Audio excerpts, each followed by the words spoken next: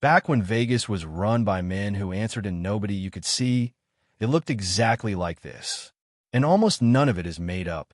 Casino came out in November 1995, and it hit differently than most crime films do. Not because it was loud, though it absolutely is, but because underneath all the neon and the violence and the 3-hour runtime, it was really a documentary dressed as a drama. The people were real. The crimes were real. The casino was real, even if Scorsese changed its name. And the ending, the part where the mob gets pushed out and the corporations move in, that actually happened, more or less on the schedule the film describes. Martin Scorsese and Nicholas Pileggi had already done this together with Goodfellas in 1990. Casino was the longer, louder, more operatic follow-up. Where Goodfellas moved fast and felt like a sprint, Casino sprawls. It takes its time. It wants you to understand how the whole machine worked before it shows you the machine falling apart. But the story behind the film is almost as strange as the story in it. Sharon Stone had to fight for months to get a role that nearly went to someone else. The real man behind the main character picked up the phone and called Scorsese directly to complain. Joe Pesci researched his character so thoroughly that he came back from the process visibly unsettled. And the family of one of the film's key figures walked off set after reading what Scorsese had written. Today we're counting down 15 facts about Casino that most people don't know. Stay with us through number 1, because the real ending of this story is stranger than the films. If you grew up watching Casino on cable and can still hear the opening chords of House of the Rising Sun every time someone mentions Las Vegas, hit subscribe and let's get into it. Number 15. Scorsese and Pileggi wrote the book and the screenplay at the same time. Most film adaptations follow a simple enough order. Someone writes a book. The book gets published. A studio options it. Eventually, somebody writes a screenplay. That's the normal sequence. Casino didn't work that way.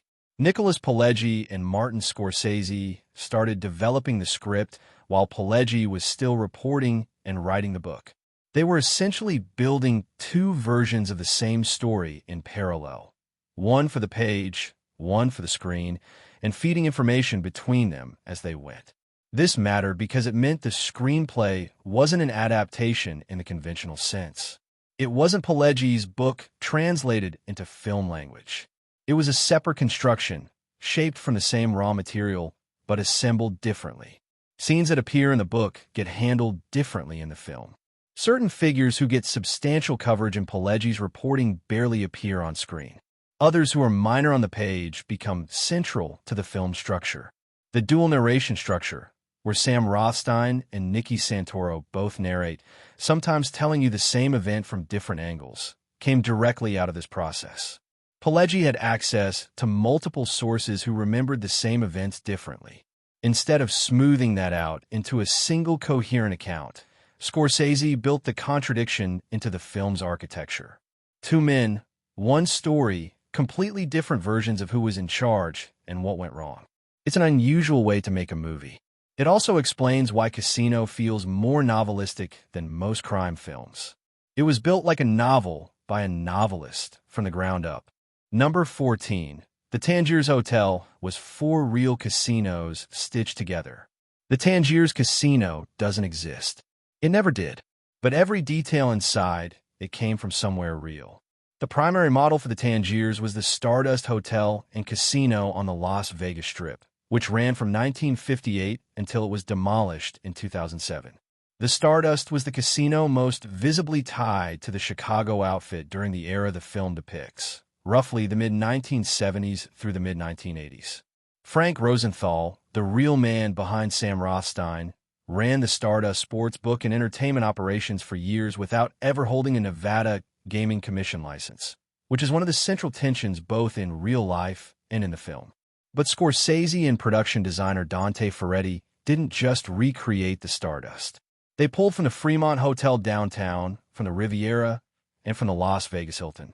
Certain visual details, the carpet patterns, the specific placement of the cage, the layout of the counting room, were drawn from multiple sources and combined into a single composite space. Part of the reason for this was practical. The film shot in several actual working Las Vegas casinos, including the Riviera, which was still operating at the time.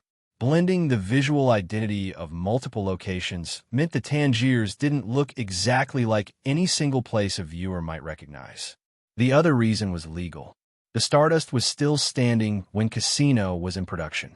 Using a fictional name and a composite design gave the production a layer of protection that a direct one-to-one recreation wouldn't have provided. The people who ran the real Stardust were, in several cases, still alive. Number 13. The film shot in actual working casinos, with real gamblers. When you're watching the gambling floor scenes in Casino, a significant number of the people you see at the tables aren't extras. They're actual gamblers who are there to play. The production filmed substantial portions of the casino floor sequences at the Riviera Hotel on the Las Vegas Strip, which was still a fully operational casino during filming. The production worked around the casino's actual schedule, shooting in the early morning hours, between 2 a.m. and 6 a.m., when traffic was lightest. The Riviera stayed open. The cameras moved through a functioning gaming floor. This created logistical problems that would have been impossible to solve with a purely controlled set. Real slot machines pay out on real schedules. Real car dealers follow Nevada Gaming Commission rules that don't pause for a camera angle. Real gamblers don't take direction. But it also gave the film something a constructed set can't manufacture: the ambient noise of actual money-changing hands. The specific energy of a casino floor at 3 a.m., the particular quality of that light, the sound mix of machines and chips and low conversation. That's not something you build in a studio. You have to be there. Scorsese has talked about the gambling floor scenes as some of the most technically complicated sequences in the film precisely because so many of the variables were outside his control. The camera had to find its compositions in real space, not in a space designed to be filmed. Some of what looks like deliberate visual choice was actually Scorsese working with whatever the floor gave him. Number 12. Frank Rosenthal had his own television show while running a casino for the mob. In the film, Sam Rothstein hosts a local Las Vegas television program where he interviews celebrities and talks about sports. It seems like a detail Scorsese invented to show you how far Ace's ego had expanded. It's not invented. It's one of the more direct lifts from reality in the entire film. Frank "Lefty" Rosenthal, the real Sam Rothstein, hosted a locally broadcast Las Vegas television show called The Frank Rosenthal Show from approximately 1974 to 1980. He interviewed celebrities, Frank Sinatra, O.J. Simpson, Bob Hope, while simultaneously running the Stardust sports and entertainment operations for the Chicago outfit. The show was broadcast on Class TV, one of the major Las Vegas stations. Think about that for a moment. A man who was denied a gaming license because Nevada regulators believe him to be a frontman for organized crime was at the same time hosting a local celebrity interview show and sitting across from Frank Sinatra on television. The Nevada Gaming Control Board eventually moved to have him formally declared unsuitable to work in any Nevada casino in 1976. Rosenthal fought it through the courts for years. The show continued while the legal battle went on. The television scenes in Casino are played partly for absurdity. They're also just accurate. Rosenthal genuinely believed he was a legitimate businessman who happened to know people. The show was how that self-image expressed itself. Number 11. Joe Pesci researched Tony Spilotro and came back disturbed. Joe Pesci's Nicky Santoro is the character in Casino who most resembles a force of nature rather than a person. He doesn't operate by anyone else's logic. He hits people with phones. He buries men in cornfields.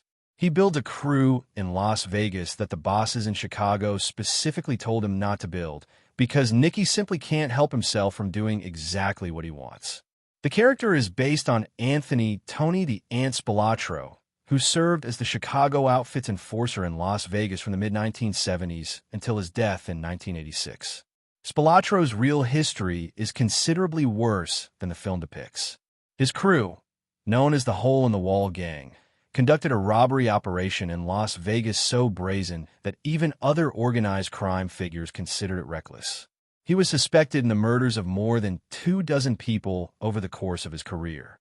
Pesci went into the research process understanding roughly who Spilotro was. What he found when he dug deeper, genuinely disturbed him. He is described coming away from the preparation with a clear sense that the real Spalatro was not just violent, but actually enjoyed it in a way that was difficult to process, and that the film, despite its unflinching content, was still a softened version of the actual man. Pesci made a specific creative decision as a result. He played Nicky with more control than the real Spalatro apparently had. The terrifying thing about Pesci's performance isn't that Nicky seems out of control. It's that he seems completely in control, and he's still doing what he does. That choice came directly out of what Pesci learned about the real man. Number 10. The real Geri McGee died 13 years before filming began. Sharon Stone's Ginger McKenna is the emotional center of Casino in a way that surprises some first-time viewers. This is, on paper, a film about how the mob ran Las Vegas. But what it keeps coming back to is a marriage falling apart. Two people who were wrong for each other from the first conversation, held together by money and dependency and children and the sheer inertia of a life they built together. The real Ginger was Geri McGee, and Frank Rosenthal met her in Las Vegas in the early 1970s. Their relationship followed the film's version of events with reasonable accuracy. The tension between Rosenthal and her previous connection to Lenny Marmor, the man the film calls Lester Diamond, was a genuine, ongoing problem in their marriage. They had 2 children together and divorced in 1981. Geri McGee died of a drug overdose in Los Angeles in 1982. She was 46 years old. Filming on Casino didn't begin until 1994. Sharon Stone was playing a woman who had been dead for 12 years, which meant there was no living person to consult about the performance, no one who could weigh in on what was accurate or unfair. Frank Rosenthal had opinions about the portrayal of many things in the film, but the depiction of Geri, a woman he had loved and watched destroy herself, was a different category of sensitive. Stone researched the role extensively, including speaking with people who knew Geri McGee personally. The performance, for all its ferocity, is built on a foundation of a real woman's actual life. That gives certain scenes a weight that pure fiction wouldn't carry. Number 9. Sharon Stone spent months fighting for a role nobody wanted to give her. By 1994, Sharon Stone was famous. Basic Instinct had come out 2 years earlier and made her a household name. But famous and respected in the industry are two different things, and the role of Ginger in Casino was not being offered to Sharon Stone.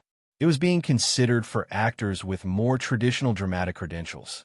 Names that circulated at various points included Michelle Pfeiffer and Uma Thurman.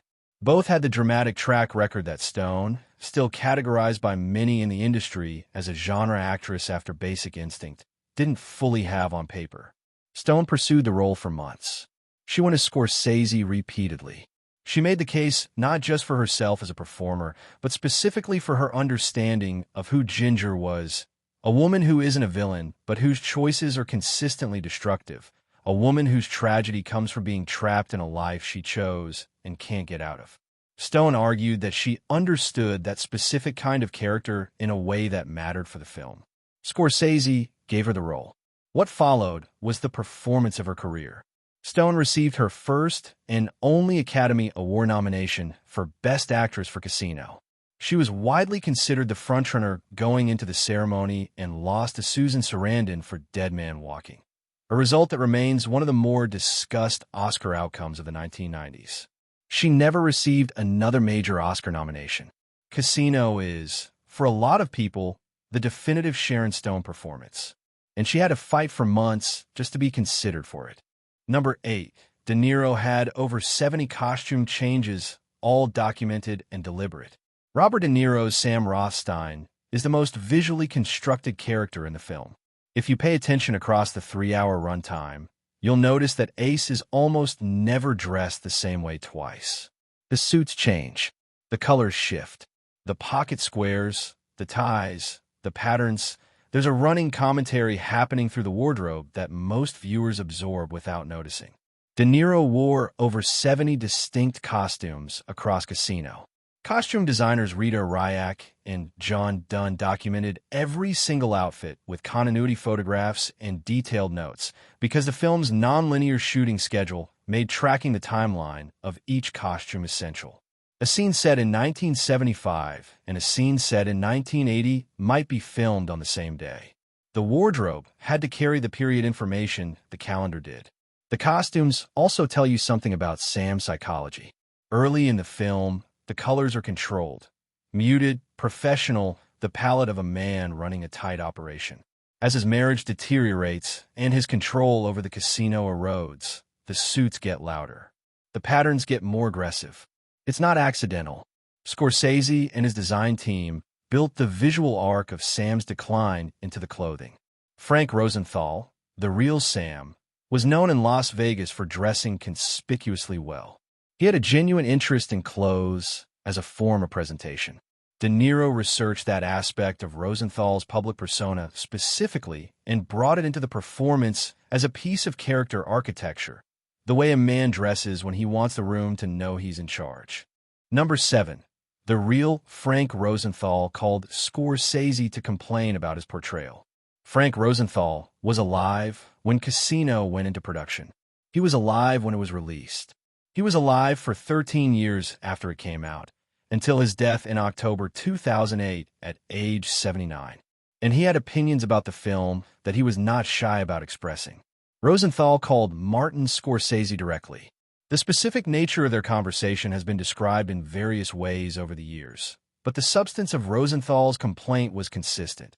He felt the film portrayed him as weaker than he was, more controlled by the mob than he actually had been, and more dependent on the Chicago outfit's protection than the reality of his situation warranted. In Rosenthal's version of his own life, he was a genuinely skilled sports handicapper and casino operator who had organized crime connections but was fundamentally running a legitimate business. The film, in his view, didn't give him enough credit for the legitimate parts. Scorsese was polite. The film was not changed. There's an irony in Rosenthal's specific objection worth noting. The film Sam Rothstein is portrayed as highly competent, probably the most technically capable casino operator in Las Vegas, someone who can look at a blackjack table and immediately identify a dealer who's cheating in favor of the players. The complaint wasn't really about competence. It was about the framing of who Sam answers to. Rosenthal spent much of his life insisting he didn't answer to anyone in Chicago. The film disagrees with that, drawing on Pileggi's reporting. That's the tension that the phone call was really about.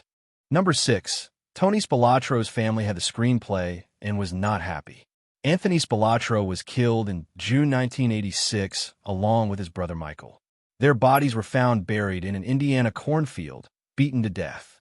The killings were ordered by the Chicago outfit's leadership, which had grown tired of the attention Spilatro's increasingly reckless behavior was drawing to their Las Vegas operations. When Casino went into pre-production, members of the Spilatro family became aware of what was being made. Vincent Spilatro, one of Tony's brothers, was involved as a consultant in the early stages of the film's development. He had access to portions of the script. He walked off the project. The Spilatro family's objections were layered. The film portrayed Tony as a man who was sleeping with his best friend's wife, the relationship between Nicky Santoro and Ginger being one of the central betrayals in Casino's third act. Whether that relationship existed in reality, and to what degree, was a matter the family disputed. Beyond the personal, the portrayal of Tony as essentially an uncontrolled sociopath who brought about his own destruction through sheer arrogance was not the version of events the family recognized or accepted. The production moved forward without the family's cooperation. The film uses the name Nicky Santoro rather than Anthony Spilatro, a thin fictional layer over an otherwise direct portrayal. Vincent Spilatro later gave interviews criticizing the film's accuracy on several points. The cornfield sequence, which depicts Nicky's death with unflinching brutality, is widely considered one of the most difficult scenes in the film to watch. For the Spilatro family, it depicted the actual deaths of 2 family members. That's a different category of difficult. Number 5. The soundtrack has over 40 songs, and Scorsese selected every single one. Casino has one of the most musically dense soundtracks in Scorsese's filmography, which is saying something. The film uses more than 40 licensed tracks across its 3-hour runtime. Everything from The Animals to Devo to Roxy Music to the Rolling Stones. Classical music appears alongside 1970s pop. The music shifts era and genre in ways that feel, at first, almost arbitrary. They're not arbitrary. Scorsese approaches the music in his films the way a novelist approaches chapter breaks.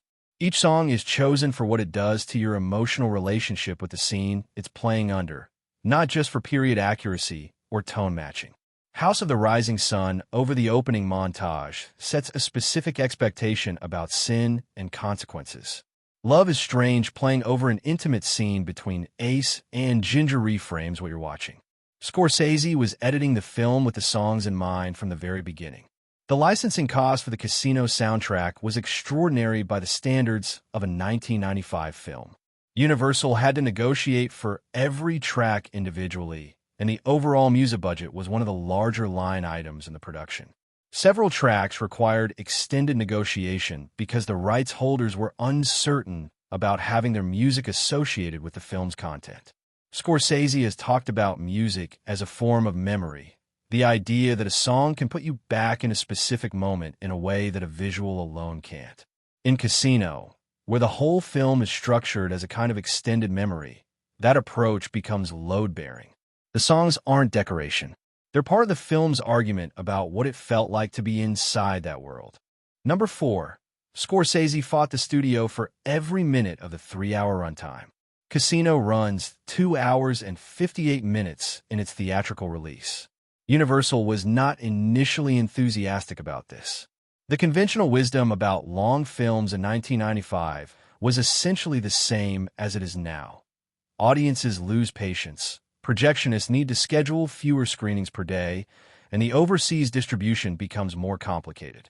A 3-hour crime drama with no intermission was a significant commercial risk, and the studio made that case to Scorsese directly. Scorsese held the runtime because the film requires it. Casino is structured as a slow accumulation.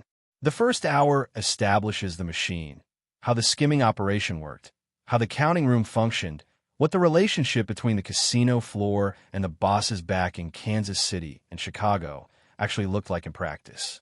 Without that foundation, the second and third acts don't have the weight they need.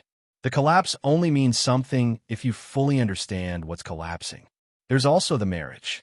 Ace and Ginger's relationship deteriorates across the full runtime in a way that requires time to feel real. Compressing it into a conventional 2-hour film would have made it feel episodic, a series of fights rather than a marriage disintegrating under its own pressure. The film was a commercial success despite the runtime, grossing over $116 million worldwide against a $52 million budget. Scorsese's instinct about what the film needed turned out to be right. It usually does. Number 3. The cornfield murder sequence is exactly how it actually happened. In the film's third act, Nicky Santoro and his brother Dominic are lured to a meeting in a remote location in the Midwest, beaten by men with baseball bats, and buried alive in a cornfield. The sequence is shot without music for most of its length, which makes it one of the most uncomfortable things Scorsese has ever put on screen. It's brutal in a very specific, non-cinematic way, slow and methodical and ugly rather than dramatic. The reason it feels that way is that Scorsese wasn't approximating the event. He was documenting it. In June 1986, Anthony Spilatro and his brother Michael were summoned to a meeting with Chicago outfit leadership in Bensenville, Illinois, under the pretense of a promotion.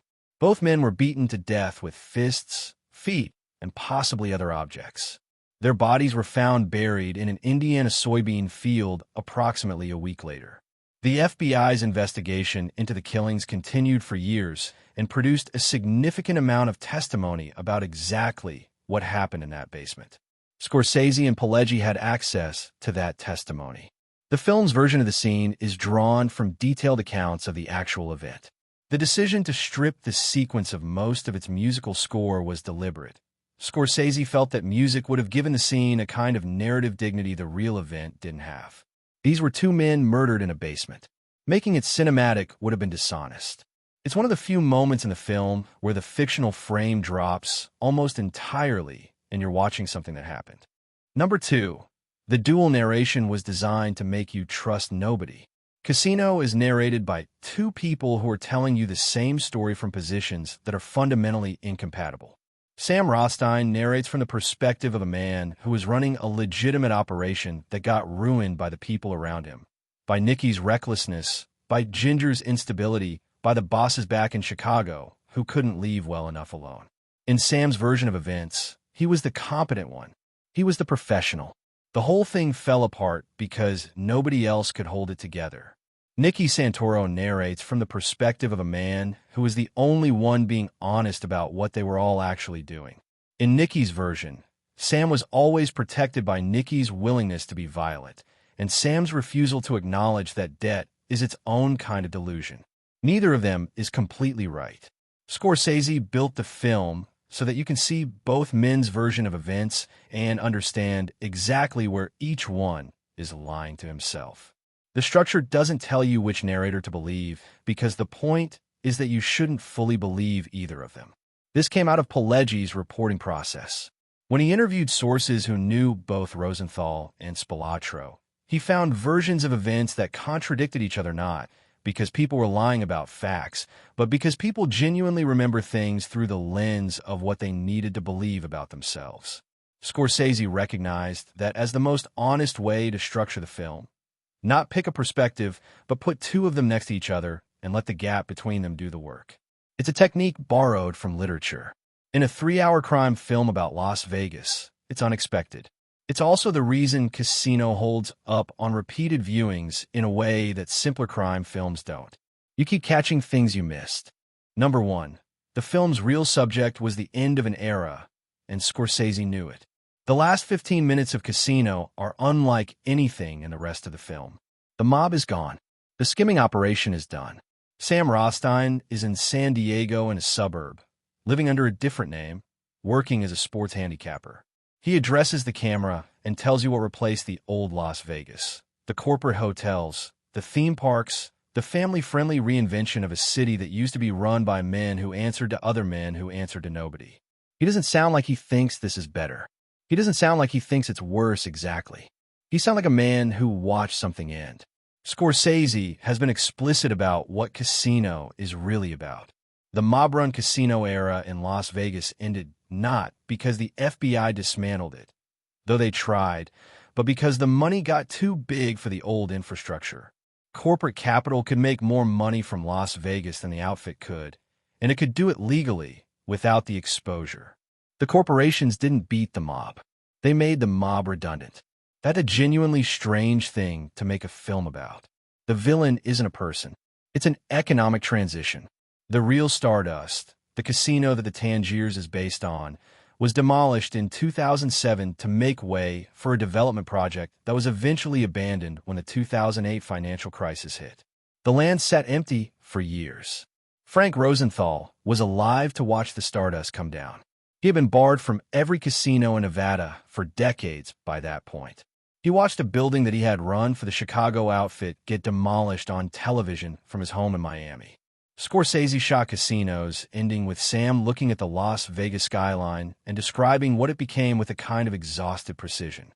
No sentimentality, no outrage, just a man reporting on what happened to a world he was part of. It's not the ending of a crime movie. It's the ending of a history. And the strange thing about Casino, 30 years on, is that it's still the most complete account of how that era actually worked. Pileggi's reporting, Scorsese's construction, the performances, the whole machine of the film, it documented something that was already gone by the time it came out.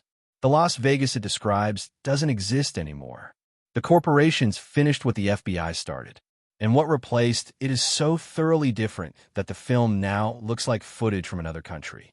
And those are 15 facts about Casino that change how you see the film once you know them. The thing that connects most of them is how close the real story stayed to what Scorsese put on screen. This wasn't a film that dramatized history and filled in the gaps with invention. It was a film that had access to the people who were there, the records of what happened, and the testimony of investigators who spent years piecing the operation together. The gaps between the film and reality aren't really gaps. They're places where Scorsese made a deliberate choice about what a movie can carry versus what a book can carry. Frank Rosenthal died in October 2008 in Miami Beach. He was 79. Tony Spilotro and his brother Michael were buried in Bensenville, Illinois. The Stardust Casino was imploded in March 2007, and the footage is on YouTube if you want to watch it. The real Las Vegas from this film is gone. What replaced it is what Ace describes in the last 3 minutes of the movie. He wasn't wrong about any of it. Drop in the comments which of these facts hit you hardest, and let us know which film you want us to go deep on next. Subscribe if you're not already, and we'll see you in the next one. This is Remember When.